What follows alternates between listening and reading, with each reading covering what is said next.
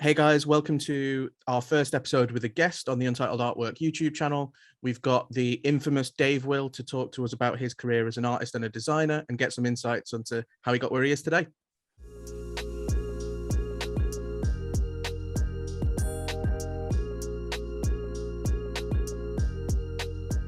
Hello lads, thanks for having me. Pleasure, mate. Thanks for joining us. Maybe we'll just do the intro first. So if you could just start off by just introducing yourself, telling us who Dave is, what he does, etc. Where we can find you online, that type of stuff. Okay, yeah, cool.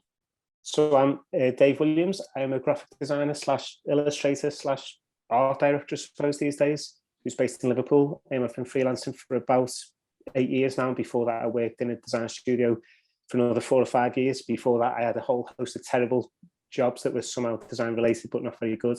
And yeah, I work from my home office in Liverpool with a host of sports-related clients, really. So I niche in that sports industry, producing a lot of creative content for mainly social media now, working with football clubs, sports brands, and lately actually a host of other sports as well. So yeah, that is what I do. Could you tell us where we can find you online and view your portfolio, your socials and stuff?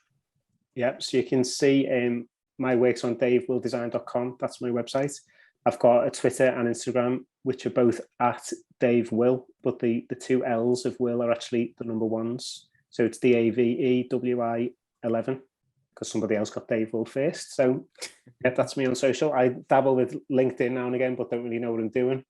And I think I haven't logged into Facebook since who knows when. So yeah, Instagram and Twitter are the places I'm at the most. Yep, we can put them in the description of the video. Yeah, we'll include a link to all Dave's website, socials in the description down below for anybody that wants to check him out. Although I'm sure most of you already follow him and are very aware of his work. Are you a traditional shopper? Do you go out to the shops? I mean, I know the times are a bit difficult now. Or are you Amazon, like you said, ASOS sort of person and just get it all online? And honestly, it's all online. Everyone on our street gets their stuff delivered to me because I work from home. So our doorbell, it'll probably go off during this chat, but our doorbell never stops in the day. Amazing. And I have a pile of stuff that's ours and then a pile of stuff that's for everyone else. And sometimes like the neighbours don't even knock to get it. So I walk around at 9 o'clock at night, knocking on different people's houses like, oh, this is your pillow you've ordered. Or yeah, so there was a time actually I took it, he's gone now, but it fell about 3 doors up and it felt like a duvet, big squashy thing. Took it to him and he said, no, mate, that's not mine. I said, well, it's got your name on your address, it's not mine. And he said, I've not ordered anything, so just keep it. And we had this standoff where I was saying, well, I don't want it. And he was going, well, I don't want it. I was thinking, I'm not getting paid for this. Like, well, I've turned to Postman Pat with the street, but yeah, so it's all, to answer your question, mate, it's all online, really. The odd time you go to the shop, I end up Googling it anyway, realising you can get it cheap online. And then, I do that, yeah. Which is terrible, innit? But yeah, the only thing I sort of do is I'll pick what I want online and then I'll go and get it in the shop sometimes. Yeah. So, a pair of jeans, or instead of walking around the shops actually looking for something to buy, I just sort of pre-plan, really. But yeah. I take pictures of stuff in the shop and like feel really guilty about it when the shop person's like staring at me and I'm just holding something, like taking a picture, like, yeah, I'm going to buy that somewhere else later. I used to work in Topman as a sales assistant, like way back, and I was the world's worst sales assistant. People would come and say, oh, I like your jumper, where's that from? Is it from this shop? And I'd be like, oh no, this is from Next, just go down the street. And I'd be sending people off everywhere, but I didn't last long. Was that in town, Dave, was it? Yeah, it was, yeah. City centre, yeah. It's not there anymore, is it? No, I don't think so. Well, Topman doesn't exist anymore, does it? Oh, doesn't it? Has it completely gone now? It collapsed and got bought by ASOS. Ah, right, okay. So it exists only as a sub-brand on ASOS's website because I think they're just selling the stock. All right. I always feel like Johnny knows everything, like absolutely everything. Any sort of controversial subject that you don't know about, Johnny always knows the answer to it. I am a treasure trove of useless It was built, like Topman was built for like kind of 17-year-old super skinny teenagers anyway. They're like large and extra larges will just not go near a normal person, but thankfully I was a teenager when I worked there because I wouldn't fit into their clothes now. But there are times when you think no wonder that business failed, because it just seemed mad that they went on for as long as they did. There was a period of time when they just sold really overpriced luminous V-neck t-shirts. That was literally like all there was, wall to wall. skinny jeans and luminous V-necks. Yeah. That was just a style, though. Yeah. Yeah, true. It was very much the style. But what happened with the duvet? I feel like that story didn't reach a satisfying conclusion. I just dumped it on him. Oh, right, sound. It's one of them. Yeah, I was thinking, I didn't want to open it. I was scared of what it was. I think in the end he said, "Oh, maybe my son ordered it and sent it here." But I was like, "All right, well, you just keep it and sort it out between yourselves, and I'll go home, thanks." Amazing. I thought actually there's definitely a little business for someone to kind of settle. I suppose it's just like an Amazon collection point, but I feel like my neighbours could pay me £1 a week. I'd take in all the stuff, I'd drop it off, and then probably not worth it for £1 a week. But you've undersold yourself there, mate. Yeah, maybe two. Yeah, definitely. That's all the local shops do, though, isn't it? You've got the drop points for like Yodel and stuff like that now. So if every street had their own, like how good would that be? You've got like Bob in number 17 who just drops all your stuff off every night. Yeah, but then what about when Bob like wants to do? Yeah, that's why you've got to find someone like me who never leaves the house. Yeah, same. I could do it, but like my Amazon delivery drivers just leave the stuff outside. I woke up this morning thinking like, oh, I missed it. They didn't deliver that yesterday. Like I needed that. And then I looked on my Amazon account and they just put it outside, like under a bush. I was like, I'm just like, I'm in, mate. Like, I know you didn't try. Like, I'm in. Yeah. I seen a good meme yesterday that said, your Amazon driver has successfully booted your parcel into a bush 3 miles away. That's like, just not here. Yeah. Did you see someone took a picture yesterday? I think it was Amazon or one of the delivery guys. They took a picture of the note they'd left and it said, "You weren't in. I put it in your shed. Your shed was locked, but I managed to work out the code and then locked it after I was done." Oh my God. Wait. Next level delivery Yeah, that guy. is next level. He's I'd be in the moving wrong house. job, I think. I'd be moving house immediately. I couldn't stay living there if that had happened. Yeah. That's the other extreme to like leaving it under a pot though, isn't it? Or in your blue bin or something. Yeah. Exactly. I once had an Amazon driver leave a vase by throwing it over my fence. Ooh, and so like literally I knew it. Yeah, of course it, mate. It shattered into a million pieces. I knew it had been delivered because I was like working in my dining room and then I just heard this noise. So I was like, what was that? And then all of a sudden my phone went off and I was like, cool. So went outside, picked it up, gave it a shake, and it just sounded like a box of glass. Which is exactly what it was. Yeah, I mean, there's always like that great thing going around, isn't there, where like they rate tiers of couriers, and like, you know, DPD is like you get minute by minute updates, and then they take a picture of your foot with your parcel next to it down to like Yodel, which is like you might receive it one day in the future or it'll be set on fire. Or Hermes is another one that they're not the greatest, to be fair. Although I've got to say I'm doing my Hermes driver a disservice because he's actually really a lovely guy. But I know from sending parcels or stuff to other people that it's because they're a bit more, they don't have delivery drivers as such, and it's almost a bit more like Amazon where it's just people you know looking for a job, a bit like Uber looking for a job, and they kind of deliver. So I know that I've had some troubles with Hermes in the past. We never get them on. We never get them on the podcast, eh? We know what the answer is, don't we? Untitled Artwork drop-off points in streets, with Dave as a shareholder. Just give me that £1 a week, I'll be happy. There you go. Bargain, that, mate. Absolute bargain. That is though, like I hate to bring this back to the subject matter of your podcast, but that is one of the reasons why I stopped doing kind of online sales, because I was just getting so frustrated with parcels going missing that then I had to compensate for, and or stuff not getting delivered, or stuff getting sent back to me, and then people complaining because they didn't get it quick enough. And I think like we've all got used to Amazon sending stuff the next day, and so someone's got to wait like a week for a poster or a print, and they get frustrated, or they want you to somehow magically get it there tomorrow because they've just remembered it's the dad's birthday. And there was so many like complications, and it's fine for Amazon to replace your smash vase when they've got millions of them and they can, but if you're sending out like quite an expensive piece and it gets lost and then you've got to do it again, it's just a nightmare, isn't it? So I felt like it got to the point where it was just more hassle for me than it was worth. And so I noticed that in your agenda, one of the points was, do you miss your online shop? And in short, no. All right, okay. Cross that one off then.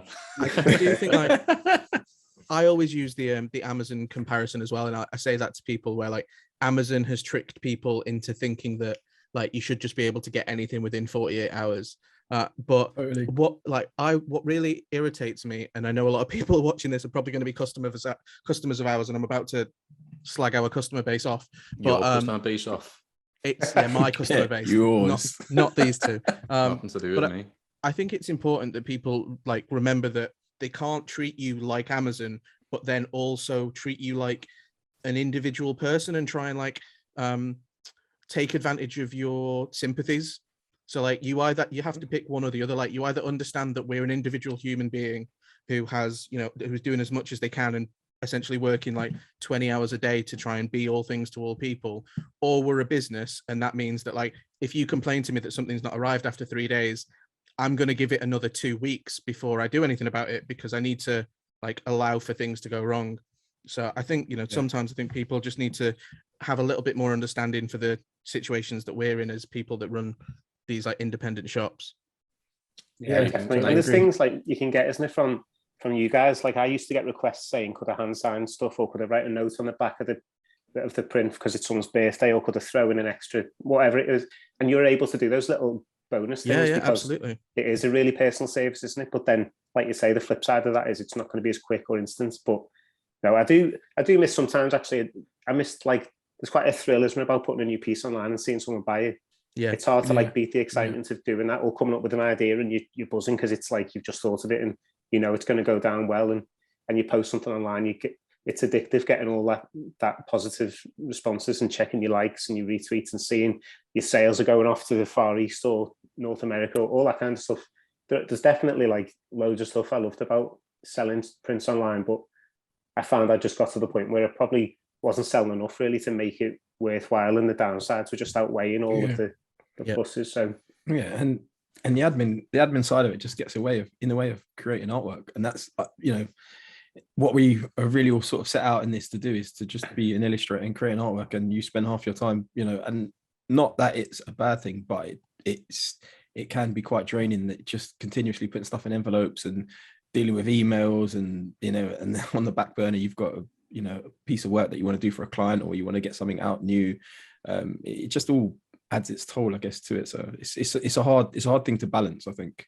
Yeah, and there's no such thing as like passive incomes that people talk about it. Like you can wake up and check your emails and you've made a sale, and that does happen. It's great. You think I've made 20 quid in my sleep or something, but you've still got to put the work. You've done the work to get to that point, and then you've got more work to do to get it out and shipped and boxed off, and then log into your whatever system you use and mark it as sent, or reply to an email. All that kind of stuff takes time, doesn't it? And when you've got other work on as well, it can easily like slip away from you, and suddenly you've got complaints or people are waiting for stuff.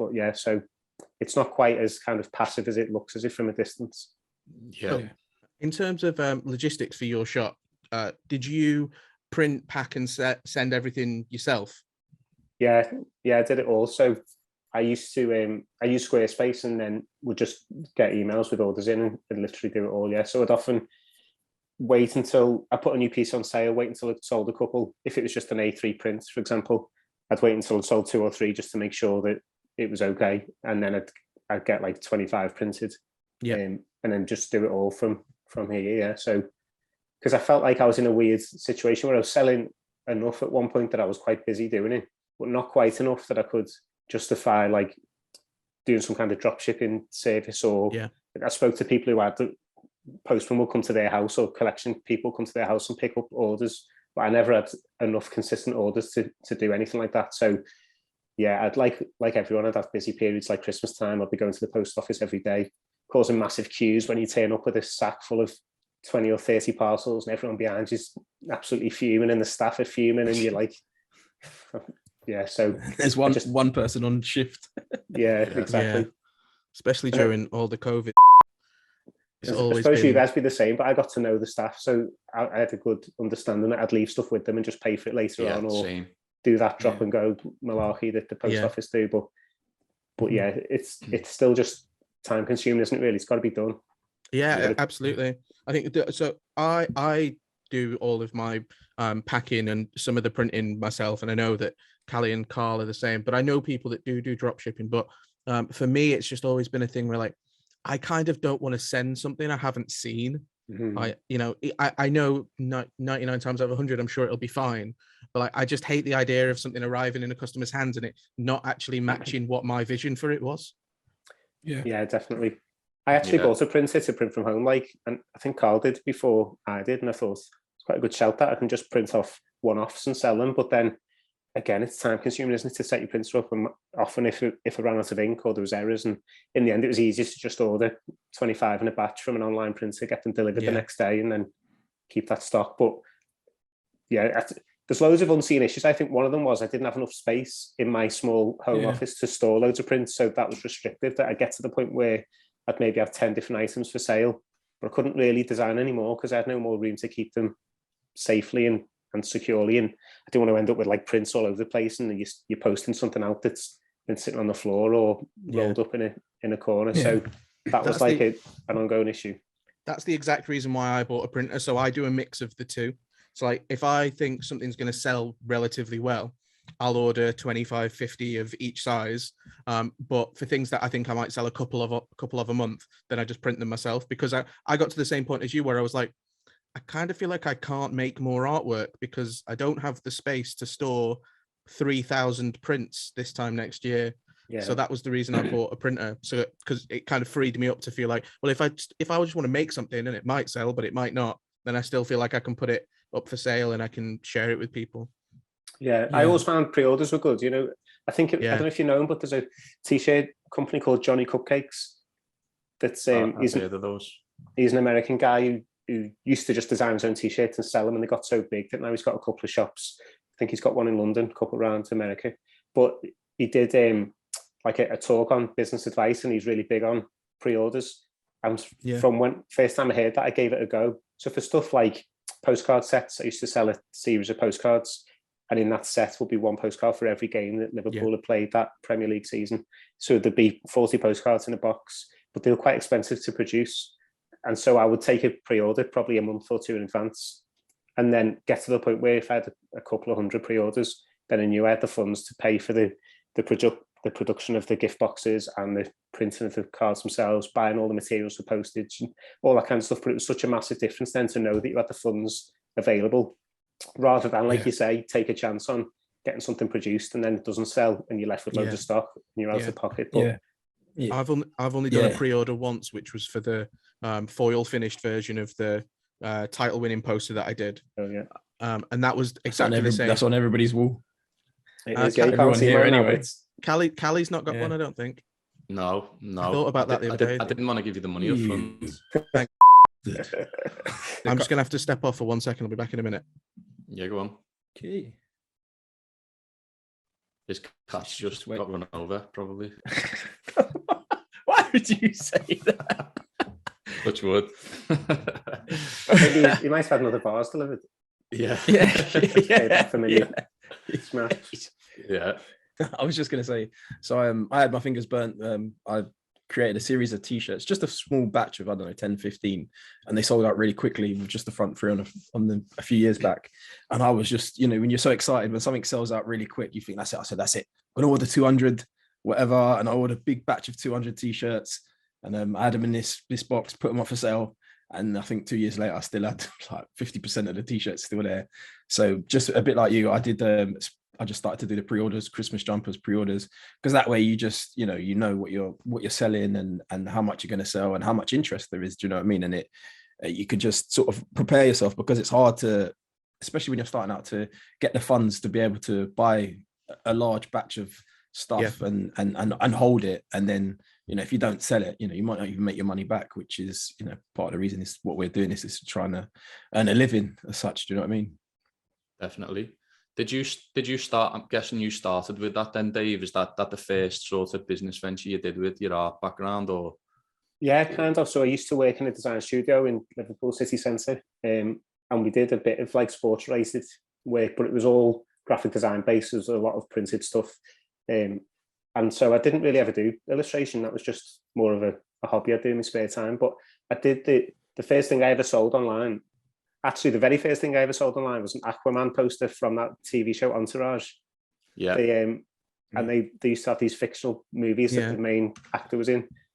And so I just I basically copied the poster from the TV show and got a few printed just for fun. And I had loads of people messaging me asking to buy one because they weren't real. So it was like this fictional film within this fictional TV show.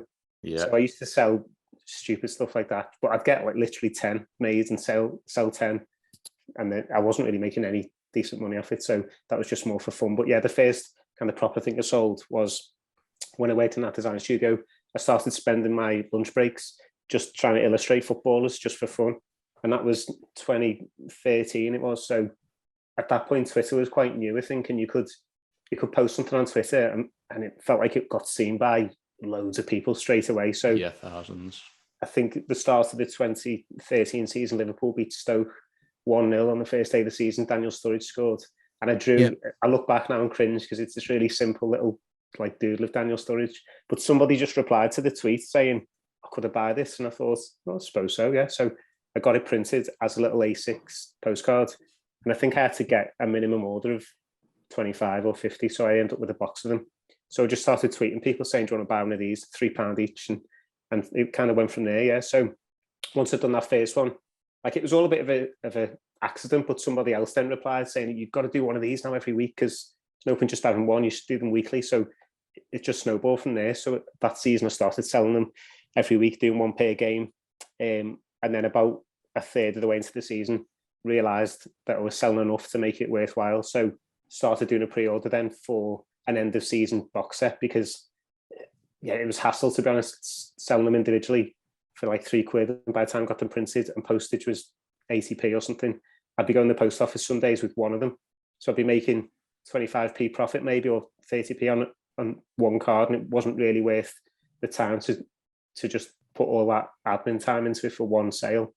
So yeah, I started selling them as a box set with pre-orders, and that worked really well. So people just paid up front, and then at the end of the season they got the full set delivered, and yeah, it went from there. So once I started doing it, I kind of got the bug to sell stuff online. And for a while I just did postcards because, well, for loads of reasons, they were quite easy to store because they're quite small, quite easy to post as well. You don't need to roll them or use postal tubes or anything like that.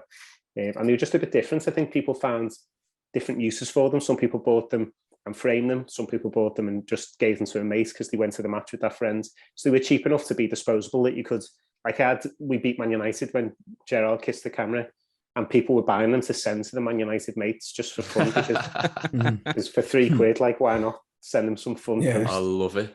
Absolutely love it. Oh yeah, but that was just a happy accident really. It wasn't like I had this grand plan that I was going to sell postcards and develop a business centered around that. It just kind of happened, and then getting feedback from people, it was quite interesting to see that some people just kept them in a box and wanted to keep them safe forever.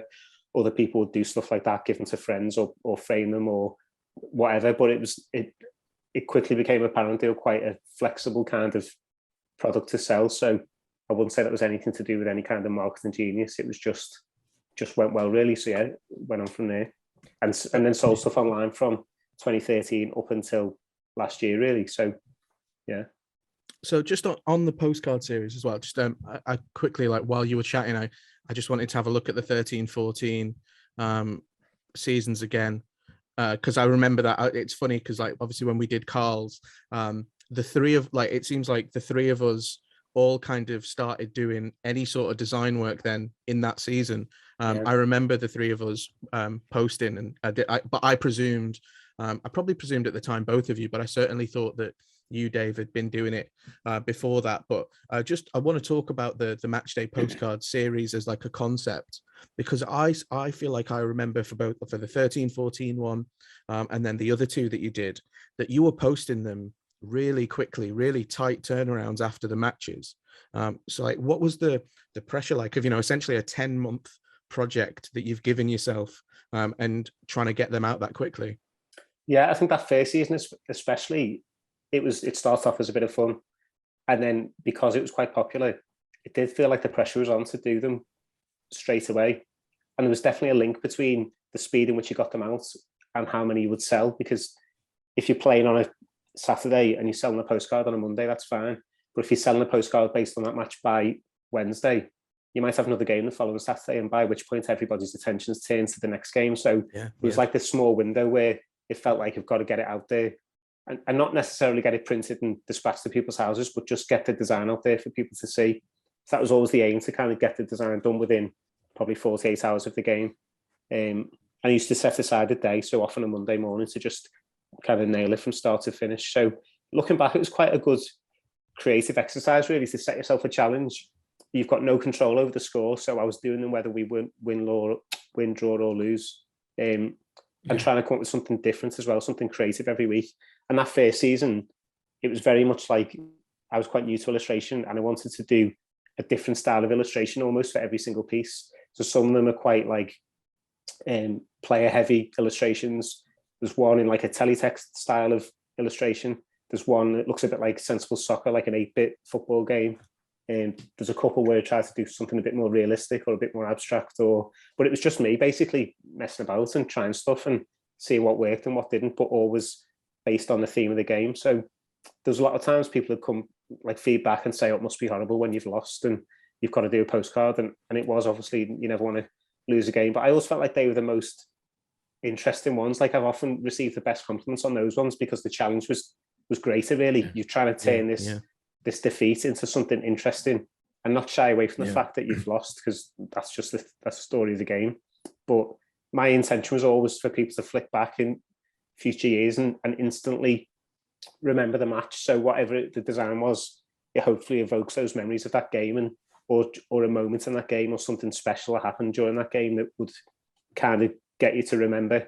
Do you remember when Suarez did that mad thing against Norwich, or Daniel Sturridge scored with his backside, whatever it was? So they were all, that was the aim, really, to do that. And then as the years went on, it got more complicated, because halfway through that first season, Liverpool got in touch actually and wanted to turn them into an official licensed product, which on the one hand was great. It gave it credibility, and it kind of reached a different audience, because back then they were willing to share it on their socials and stuff like that as well. So initially that was good, but there was downsides to it as well. It meant that they got final sign off on every design as part of that agreement. So that initial aim to turn stuff around in like 24, 48 hours was just not possible, because I might have done it in 24 hours, but then chasing approval on it via emails and chasing up people who were extremely busy with much bigger projects than my little £3 postcards was quite a massive challenge. And so in a way that kind of changed the dynamics of the whole thing. So it wasn't always possible to get them out there straight away. And then there were some challenges on things that just because I'd signed a license deal, I couldn't do. So I come up with an idea and show the club, and then they'd reject it because of either legal issues or potential concerns about upsetting other teams or managers or players or whatever it was. So there was just a whole extra layer of complications that came with that. But it's just one of those things. It was good in loads of senses, but it definitely changed the project from me doing a bit of a personal project for fun and experimenting with styles and just trying stuff that was different. And I think at the original set, I was very much speaking like a fan. Like we'd got beat by Chelsea, and you'd be absolutely fuming about Jose Mourinho just being horrible and Jose. Yeah, all that kind of stuff. But you could condense that into a postcard and try and get those feelings across. Whereas once it became an official thing, maybe there were certain things that the club just wouldn't want to endorse you doing. So it's I don't know. Looking back, maybe it wasn't the right decision. But at the time, I'd just gone freelance as well, so I'd left my job in a design studio, and it was forming quite a decent part of my income. So I was taking on any work that I could get, because I was brand new to freelancing, and I was doing stuff like wedding invites and pub menus and anything really that people would offer me, I'd do. So this was a bit of a sideline, like a bit of a second income. And because we nearly won the league until Gerrard slipped over, it was that season, because we were doing so well, it just, the popularity of them really kind of snowballed. And so financially, it was a good decision to do and to keep going. But creatively, maybe, I guess it's just like client work. There's loads of constraints with client work compared to doing your own stuff, and it's a constant I wouldn't say an issue, but it's a constant kind of bugbear of mine that I see stuff on social media that people have designed for fun for their favorite club, and all the replies will be like, "Oh, why doesn't the official club do stuff like this?" And you think there's so much more to it than just There's been a lot do what you want. There's been a lot going around recently about I don't know how much this is in any of your sphere of interest, but all the Spider-Man No Way Home posters, where like And then there's obviously loads of amazing designers who do stuff for fun, which is great. I do loads of work just as personal projects. And then somebody's always like, yeah, oh, why can't Marvel do this? And it's like, well, because when you've got the constraints and the concerns of a multi-billion-dollar enterprise versus just a designer going, oh, I think this would be really cool. It's just a really different process. And I think what I was going to say is like, you've said to me in the past, like when we've worked together, that I kind of take feedback and issues or, you know, changes in direction really well. And I always think the fact that I've kind of, before I became an illustrator as like a proper vocation, I'd been doing a lot of film work, working with brands and clients for years. So I've gotten very used to the collaborative process of clients kind of needing to have input and it being really valid. So I bet in a lot of ways, like the fact that you so early on in your career as a freelance designer and illustrator kind of got that close with such a major brand, then it's probably geared you up really well to just develop that and to understand and appreciate what it's like. I think a lot of people who probably spend years being really great, just kind of self-starters and doing their own work, then dropped into that environment would be like, whoa, why are you trying to change so much stuff? Yeah, definitely. And I think you have to just see them as creative constraints that are no different from if you're working with a brand who would never use yellow, for example, then that's just one of those things. That's the brief that you take. And in my opinion, it's similar to that. There's certain things you can and can't do, but you've just got to be creative to work around those things, or to switch direction, or to do something else. And you can moan about it, I suppose, and you can get frustrated. But that is just part of client work. It's part of the job. And that Spider-Man thing, for example, there'll be multiple layers of people that would need to sign off that official poster, and there'll be a legal team and a marketing team and a design team, and then probably the film producers themselves, and there'll be all kinds of issues about this actor's got to be double the size of this person.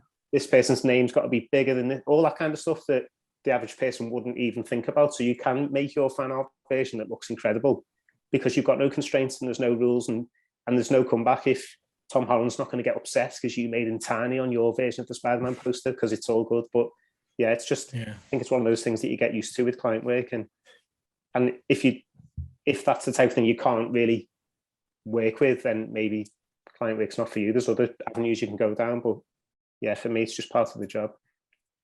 Yeah. Talking about clients, so I just wanted to go back to the Postcard Series, because obviously you said sort of like halfway through the season, Liverpool got in contact with you to sort of do a future series and stuff. Was that your first big client, or did you have big clients prior to that sort of on your portfolio? Yeah, probably about that time. I just started working with BT Sports, so someone at BT had seen the postcards, and I think that season as well, BT had just launched, or maybe the year before, but they were quite new in the kind of football broadcasting industry, and they asked me would I do something similar to a postcard to promote, I think it was Liverpool versus Newcastle live on BT Sports. So we did a very similar thing, illustrated Suarez and a couple of other things based on an idea of these are always epic games with loads of goals, and then they tweeted it on their social media. So then I did a couple of those that season for them that was separate from postcards, but in a very similar style. So yeah, they were kind of around the same time. At the same time I started working with BT, then the Liverpool deal happened. So they were kind of my first two major clients. Yeah. I remember back to some of your work for BT actually, and I remember was it the Champions draw? And I'll never forget one of the pieces that you did that I think to this day still stands out in my head. Is I remember, I think it was when Leicester had won the Premier League, and you did this piece with the book opening, like the story continues as they went to the Champions League. Yeah. And the one thing I always found about even your postcards and stuff is they're very, very clever. Like, although the artwork is obviously brilliant, but just I used to always, like I said, you've always been an inspiration for me, and kind of what you've done is, someone I've always looked up to. But it's just the cleverness and the way the cogs are turning in your head for you to not just only produce a brilliant piece of work, but to have something that's just so clever and so relevant. Is it easy to always kind of come up with ideas? How do you kind of seek that inspiration?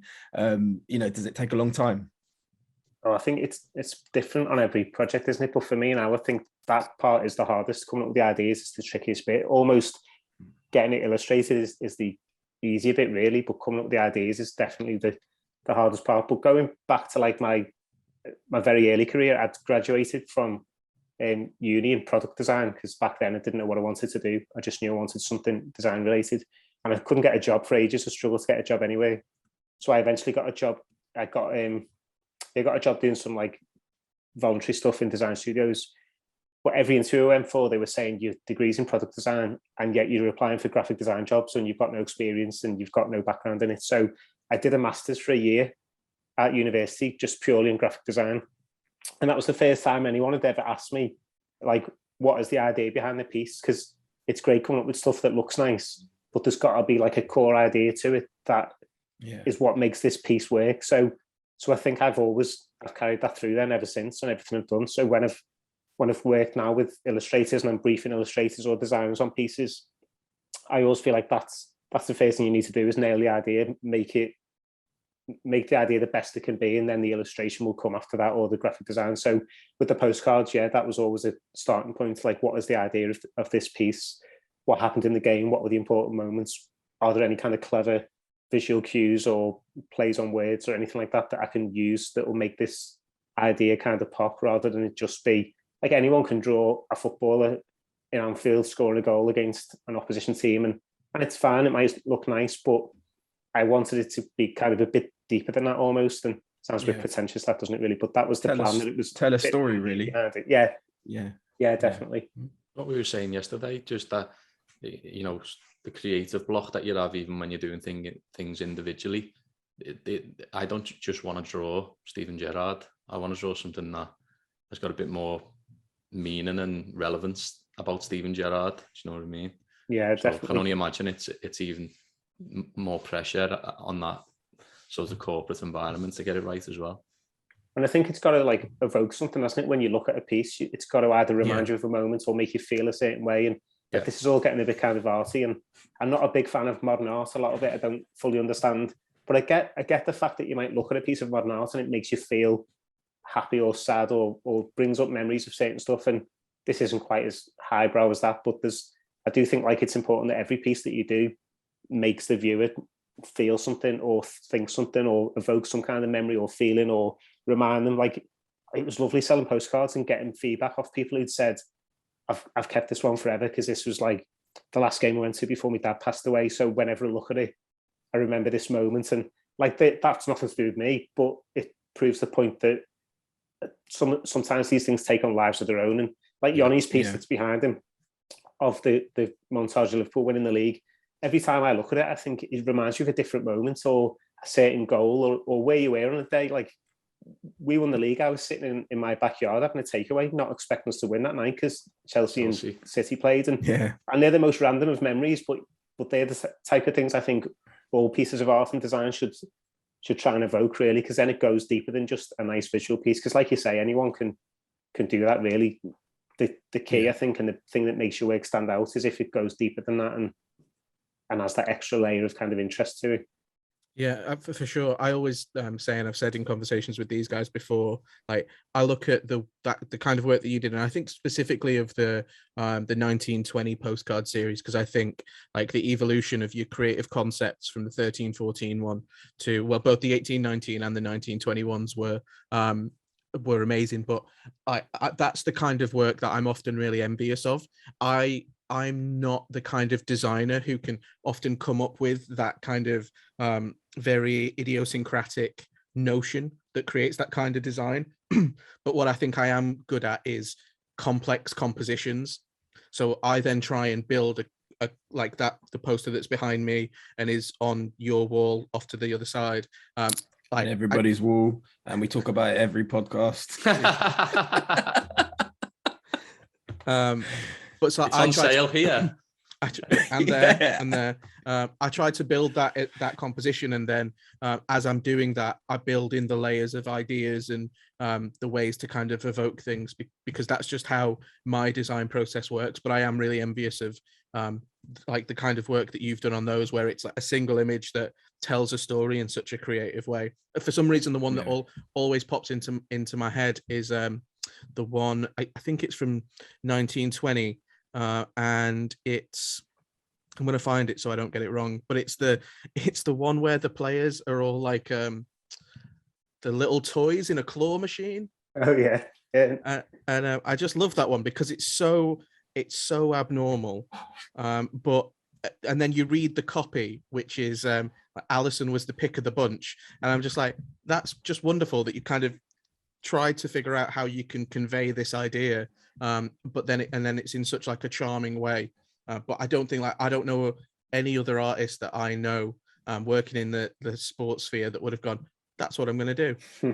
Yeah. And with a lot of those, I think the copy came first because there was something, you try and pick out a moment like that game, Alison was outstanding. So you try and work out what kind of, I think the copy would always come first, and you try and think of what you want to say. And then once you've got the copy, then the idea can be as abstract as you want, because if it aligns with the copy, then it's going to work. But yeah, it was always quite fun as well, because you won't get many clients paying you to draw Alison as a toy in a grabbing machine. But that's the best thing about personal projects. And I think whenever like people ask me for advice on how do you get more clients, or how do you get your work out there, or how do you get noticed, like personal projects for me is just that it almost sounds too easy, but I've always found that is the answer, because you can do whatever you want. There's no constraints, there's no deadline, which isn't always good because it might mean it takes you forever.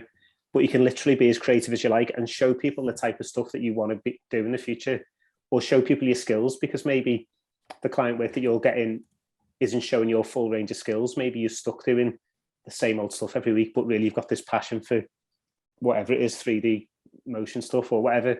So personal projects, I find, are just the best way of getting your stuff out there and getting noticed and standing out from the crowd as well, because you can do something totally different from what everyone else is doing. And every single client that I've ever had, I can draw back to that 2013-14 season of Postcards, because that got me work with BT Sport. Then it got me the licensing deal with Liverpool. Then I met other people at Liverpool who wanted me to work in their departments on other stuff. Then BT Sport introduced me to somebody else who gave me work, and then people left BT Sport and took me with them to their new place. But literally everything I've ever done all comes back to that 2013-14 series of Postcards, which, like I said before, was never like a great master plan, was just a bit of a happy accident really. But you got an extra visitor there, and you know, Yoni. But I do. Every podcast again. Swear he's trying to sell Liverpool posters. And cats. Yeah.